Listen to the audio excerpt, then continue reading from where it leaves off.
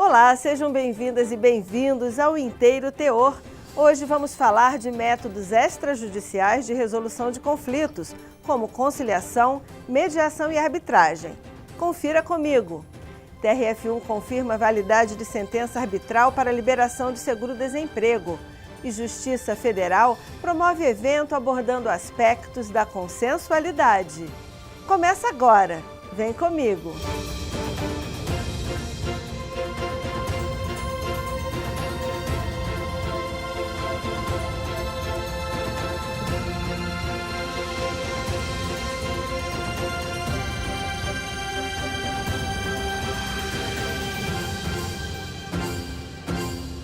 Foi-se o tempo em que todo problema jurídico deveria virar uma causa na justiça. Assim como vários segmentos, o direito também evoluiu e tem proporcionado ao cidadão soluções de litígios mais rápidas e práticas. Conhecidas como métodos extrajudiciais de resolução de conflitos, a mediação, a conciliação e a arbitragem têm ajudado a milhares de pessoas a resolverem questões por meio de acordos. E essas tratativas, que têm peso de decisão judicial, levam menos tempo do que os trâmites nos tribunais. Veja na reportagem de Ana Paula Souza.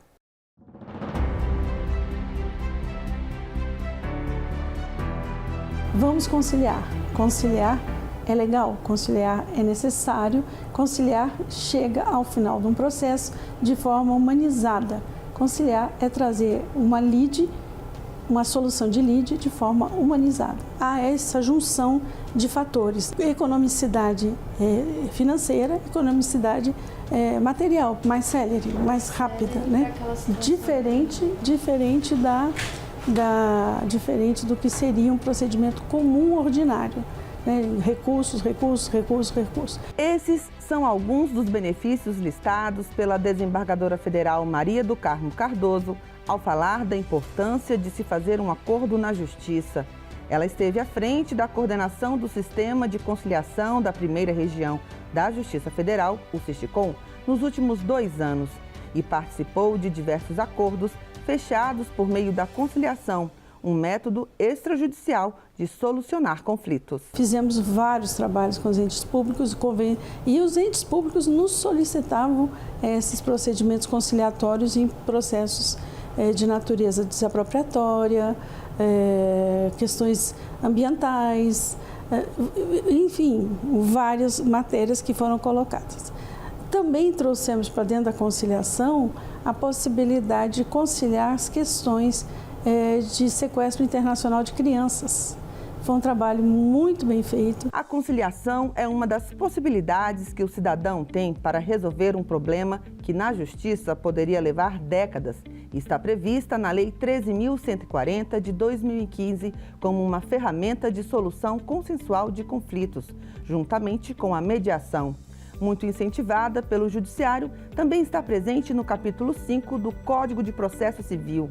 A Resolução 125 de 2010 do Conselho Nacional de Justiça, o CNJ, é outra norma que estimula a conciliação junto com a mediação, ao criar a Política Judiciária Nacional de Tratamento Adequado dos Conflitos de Interesses, com vista à boa qualidade dos serviços e à disseminação da cultura de pacificação social. Esses processos demoram muito, não por conta do juiz, por conta da própria legislação e por conta da falta de diálogo.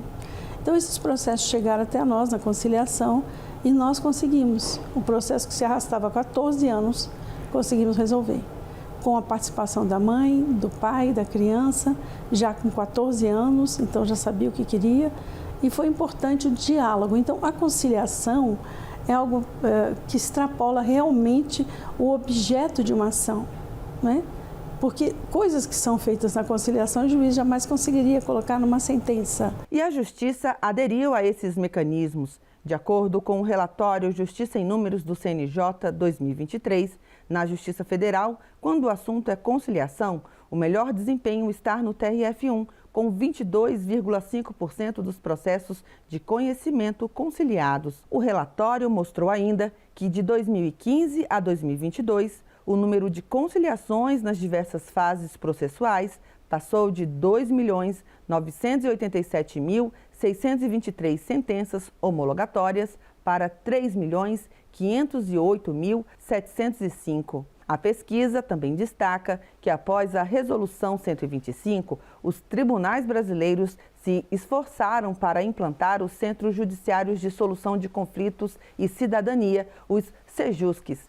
Na Justiça Estadual, por exemplo, eram 654 centros em 2015 e 1.437 em 2022. E em todo o Judiciário, esse número é de 1.636 centros. De forma geral, a conciliação tem crescido em toda a Justiça, principalmente nas questões trabalhistas. Mas, nesse mesmo período, no âmbito da Justiça Federal, o TRF1 sai na frente, com 18,5% de acordos. Na verdade, se você tem uma sentença, ainda que seja favorável, não resolve ali o seu problema. A parte contrária vai recorrer, vem para o tribunal. O tribunal julga esse processo. Dessa decisão do tribunal, haverá recurso para o Supremo e para o STJ. Isso aí vai demandar tempo e dinheiro e custo. Tanto custo para o próprio Poder Judiciário, porque o Poder Judiciário fica com uma carga pesada de processos que poderiam ser resolvidos de uma forma mais célere. O Conselho Nacional de Justiça tem, ao longo dos anos, incentivado os tribunais de diversas formas, entre elas com a realização anual da Semana Nacional de Conciliação e com o Prêmio Conciliar é Legal. O objetivo da premiação é homenagear os tribunais brasileiros e outros segmentos da justiça que têm se destacado por apresentar práticas que podem contribuir para a aplicação da solução consensual de conflitos. Nos últimos 2 anos, o TRF da Primeira Região foi o vencedor na categoria Produtividade no segmento da Justiça Federal. A Corte se destacou por alcançar o mais alto índice de composição de conflitos entre os tribunais regionais federais, com 57,71% no período de 1º de novembro de 2022 a 31 de outubro de 2023. Além da conciliação e da mediação, outra ferramenta é a arbitragem, que é regulada pela Lei 9.307 de 1996. Para ser aplicada, depende de convenção das partes em cláusula específica e expressa. Ela acontece quando as partes irão compor um processo na Justiça e decidem que a questão será resolvida por um árbitro, pessoa capacitada para gerenciar o conflito. O árbitro, assim como o juiz, analisa provas e documentos para proferir uma sentença arbitral, que, ao ser aprovada por essas partes, passa a ter peso de decisão judicial, como explica o advogado árbitro e vice-presidente da Comissão Especial de Arbitragem do Conselho Federal da Ordem dos Advogados do Brasil, Daniel Fábio Jacob Nogueira. Na arbitragem, as partes submetem o seu conflito para um terceiro para que decida esse conflito, a exclusão do Poder Judiciário. Então, na arbitragem, esse terceiro, que é chamado de árbitro, ao final, depois de ler as petições das partes, depois de ouvir testemunhas, depois de mandar realizar perícia, depois de mandar realizar diligências, profere uma decisão que é chamada de sentença arbitral, que para o direito brasileiro é um título executivo judicial. De uma sentença arbitral não cabe recurso, mas o TRF1 precisou analisar uma questão sobre o assunto e a primeira turma considerou válida a sentença arbitral que homologou a rescisão de contrato de trabalho para a liberação do seguro-desemprego a uma trabalhadora. A União questionou com o argumento de que não é possível conceder o seguro-desemprego com base em uma sentença arbitral, pois não haveria previsão legal para isso. A questão é que a União não reconhece a sentença arbitral para fins de liberação de seguro-desemprego, por exemplo. O que é um equívoco conceitual. De fato, a sentença arbitral equivale à sentença judicial. Se existe um acordo válido, a União tem que reconhecer esse acordo. A norma protetiva do trabalho pretende proteger o trabalhador. Então, não faz nenhum sentido que o trabalhador seja prejudicado se ele escolhe essa via e quer agora receber o seu seguro-desemprego. Foi o que entendeu o desembargador federal Marcelo Albernaz. Ao analisar o caso, o magistrado explicou que a Constituição Federal prevê o uso da arbitragem como meio para a solução de litígios coletivos, envolvendo empregados e empregadores. E, além disso, que a Lei 9.307 atribuiu à sentença arbitral o status de verdadeiro título judicial. Para o advogado, é mais do que isso. Os benefícios da arbitragem agilizam a vida do cidadão. De 1 ano e meio para 2 anos é o tempo médio de um procedimento arbitral. Lembre, substituindo todo o processo de conhecimento do Poder Judiciário, que em média leva 6 anos e meio, 7 anos. Em média. Mas os casos que vão para a arbitragem, quando estão no Poder Judiciário, tendem a puxar essa média para baixo, porque como eles são muito mais complicados, eles tendem a durar 10, 15 anos quando estão no Poder Judiciário. Então, a arbitragem abrevia isso para 1 ano e meio, 2 anos.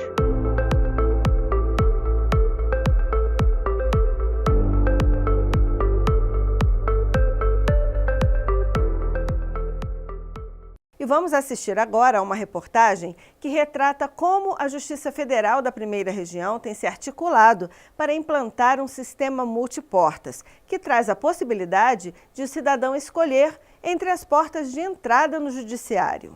Exemplo disso é o trabalho do Centro Judiciário de Conciliação do Distrito Federal, que tem se estruturado para fechar cada vez mais acordos.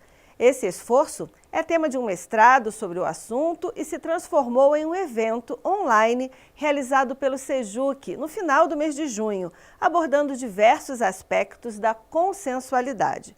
A iniciativa integrou o projeto Conciliação em Debate, Técnicas, Avanços e Inovações. Veja. A construção de um sistema de justiça com ênfase na consensualidade, a partir da conciliação e das práticas de pacificação. Essa foi a essência da fala da coordenadora do Centro de Conciliação da Seção Judiciária do DF, o SEJUC-DF, Rosemary Gonçalves, ao abrir o projeto Conciliação em Debate, Técnicas, Avanços e Inovações. Estamos efetivamente construindo consenso e construindo um novo olhar dentro do sistema de justiça, construindo uma nova filosofia para o sistema. Como magistrados, estamos sendo convidados, na verdade, a gente está sendo demandado, né, a ter uma formação na área da consensualidade, ou seja, mudar todo esse paradigma que até então nos moveu. O efeito desse paradigma, na opinião da supervisora do Núcleo de Práticas Restaurativas do SEJUC no DF, Graziele Frota, que também é instrutora de conciliação do Conselho Nacional de Justiça, é a ampliação do acesso do cidadão ao judiciário. Nós lidamos agora com esse sistema multiportas, né, que traz essa possibilidade do cidadão escolher novas portas de entrada para o judiciário. É um procedimento voluntário, onde as pessoas podem sim decidir seguir pela conciliação, pela mediação, temos a cidadania, temos justiça restaurativa, hoje nós temos também o Centro de Atendimento à Vítima, então por intermédio desse sistema multiportas nós conseguimos ampliar essa forma de acesso à justiça. De acordo com Graziele, os métodos de aplicação da consensualidade movimentam as partes que integram o litígio. Quando nós falamos em consensualidade, nós falamos também em cultura de paz, né, onde se busca trazer todo esse contexto de diálogo, de escuta, de respeito, de cuidado com as pessoas. Para além do processo, temos pessoas, essas pessoas precisam ser vistas, olhadas, seus interesses e suas necessidades apresentadas, né, e confiantes seguir por um caminho onde elas próprias possam dizer o que é melhor para elas. Quais os interesses delas precisam ser alcançados.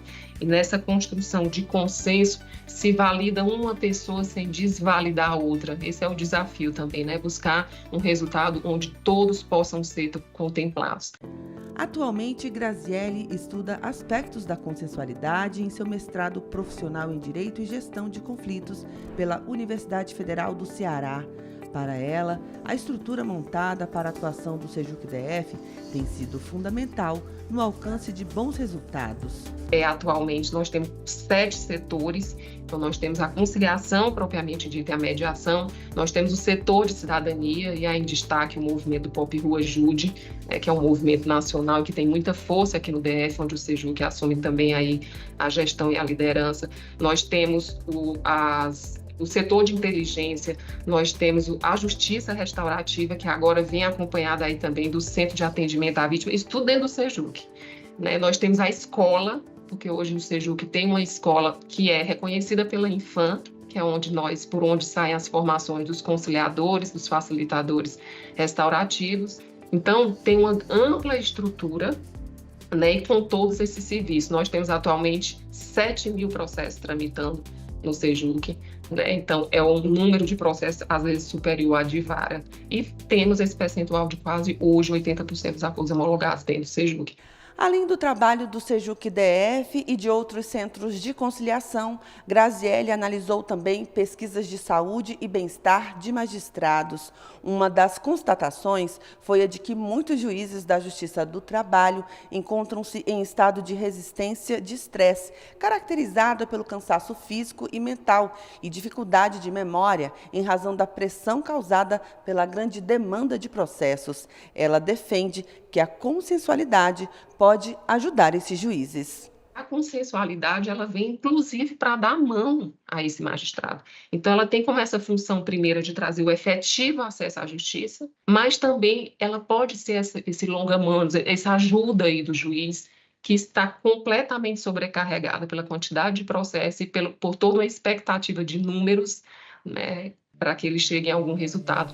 Outro fruto dessas constatações e da pesquisa do mestrado é o programa Magistratura pela Consensualidade, dividido em 3 eixos. O curso presencial de formação em consensualidade para capacitação em gestão e liderança, consensualidade em rede para compartilhamento de experiências e consensualidade em debate, abordando desafios e experiências dos centros judiciários. O objetivo são estudos, debates e aprofundamentos sobre temas relacionados